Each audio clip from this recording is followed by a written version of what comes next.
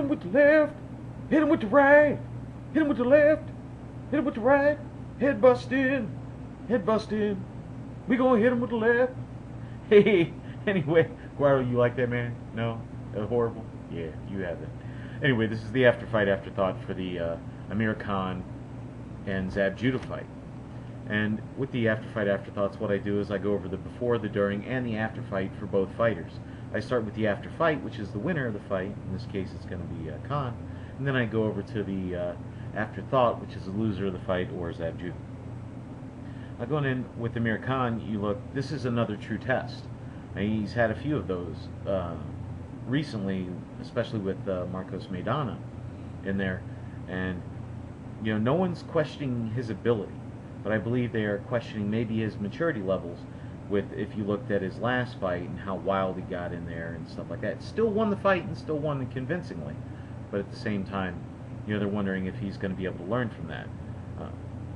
Will he be able to handle the power of Judah? You know, so, and that's always going to be a question. You know, you lose one fight by knockout, it seems like that always hangs with you forever. You know, Pacquiao lost a couple fights by knockout, but nobody really brings those up anymore. You know, he was knocked out to the body, so you know, win here, and he's the master, you know, of the division. He is in power, I should say. His drawing power and everything is going to give him the hand. You know, he's going to have hand in the division. You know, a loss sets him further back than the Prescott fight, and that's because everybody will go, oh, all right, you know, we know. Once you get in there with a boxer puncher, you don't stand a chance, kind of thing. Over on Judah, you know, is this a rebirth? You know, 3 of his last 4 fights that he's won have been by knockout. You know, he had the draw, or the win over Matisse, which, you know, was questionable, but at the same time, you know, it appears he has his head on straight. Sweet Pea in his corner only can help him. You know, he's just starting the downhill of his career, but will that be enough for him? Will he be able to call upon all the stuff of his past to help him out through this fight? You know, a win in the floodgates open. He's going to have every fight that he ever wanted. In America, anyway. You know, he's really going to be able to clean up. And a lose, and he's still, you know, he's back. He's a viable opponent, you know, for up-and-coming fighters or fighters trying to get on the land. So, looking in there, going into kind of like, this isn't going to be a round by round, but I'm going to break down the fight a little bit there. Rounds 1 and 2, you saw Khan establishing the jab, establishing the speed, and the power. Nothing major, but you could definitely tell that he controlled both those rounds. He took some flush shots, but he shook them off as if he wasn't even landing.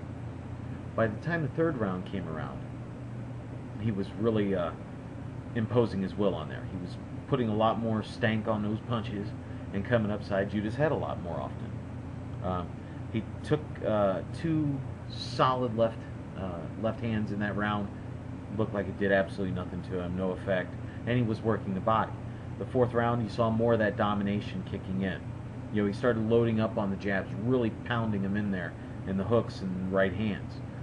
And then the 5th round, Khan was absolutely taking you know, Judah to the woodshed. You know, he worked the body, Judah did, and it seemed like that woke Khan up to throw a nice hook to the body to himself. And that hit him just under his ribs. It wasn't like a low blow. If you look at the replays where he is, unless Judah's groin stops where his ribs automatically end, that wasn't a low blow. I saw it every time you saw Khan. You can't be impressed enough with his speed power combination that he has. He starts out with the pounding jab, and the counter left hooks over the jab of Zab Judah was amazing. You know, every time Judah would throw that jab, Khan would immediately come over it with a counter left hook. And then he also threw combos, and he was unafraid to throw those, and he always threw the combos. There was never a let up. He never let it off easy. Judah never got it easy in this fight.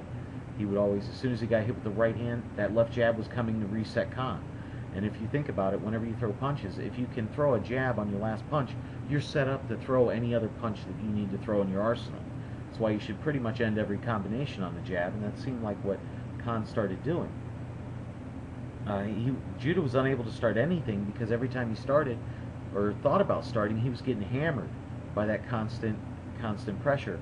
And you saw Khan throwing enough body shots to keep Judah honest the whole time and kind of keep him on defensive. You know, it's hard to throw punches if you're worried about getting hit all over the place. You know, Judah, you know, they butted heads a few times, but with opposite stances, when you have a southpaw going against orthodox fighter, you're going to have those problems. But Khan never complained one time during the entire thing. So, and Judah complained a bit in the first round. That was a legit one. And then in the fifth, you know, there wasn't anything said. You know, they clashed heads a couple times in the, you know, second through fourth round, but never said anything until Khan really started opening up. Am I saying that Judah was looking for an out there? He might have been looking for some time, not so much an out. There were no cuts from the headbutts or anything, or real swelling. The only swelling was coming from, you know, Amir Khan's leather fists touching, you know, Judah's face. And if you look at that, you know, it was 5 rounds of domination. Judah was landing some solid shots, but they had no effect on Khan. Solid body shots too. Landed a nice uppercut. Didn't budge him. The lightning combos, the 1-2s throwing to the body that Khan did. I mean, Khan out-threw and outlanded Judah 2-1. So it was a very, very dominating performance. Anybody says otherwise, you know, you're out there. You know, there's a problem with you. And vision being checked might be the least of your worries. You know what I'm saying? So going into the final part of the fight there, when you look at Khan, you know, you couldn't have asked for better performance from him. It shows that he learns from every fight. You know, he learned to take it easy, to not rush, to conserve the punches, make sure they're accurate, make sure they land. And he did that. And if they were landing, he just kept throwing. Kept throwing until he started missing. Then he would regroup again, and then he would throw again.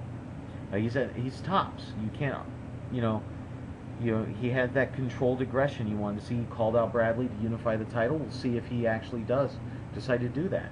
And when it comes to that, if Bradley doesn't accept, will he move up and wait?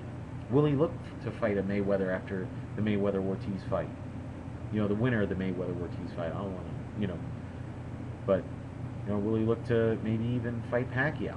I mean, don't think it won't happen. Trust me, fighters are fighters. They have heart, and they want to prove themselves. Over on Judah, when you look at it, that was just too much speed and power for him. I mean, the Bradley fight would have been a much better fight, Judah against Bradley. That would be nice to see. I would like to see the rematch with Matisse. I don't know if that'll happen. Devon Alexander would be a good one. Maidana would be a nice one. Kendall Holt comes to mind when I start thinking about fighters, because Judah's still viable. He's just not viable against Khan. You know, like the top guys. He's not. He wouldn't be viable against Pacquiao. He wouldn't be viable, obviously, against Mayweather. So, but he's still viable in this division. He's not completely done. Okay, so please comment, rate, subscribe. Be my friend. Be Eduardo's friend. You know, if you're not friends with me, you're not friends with Eduardo. You see what I'm saying? Hurting his feelings. Anyway, this is Bigragu. All right, I'm out.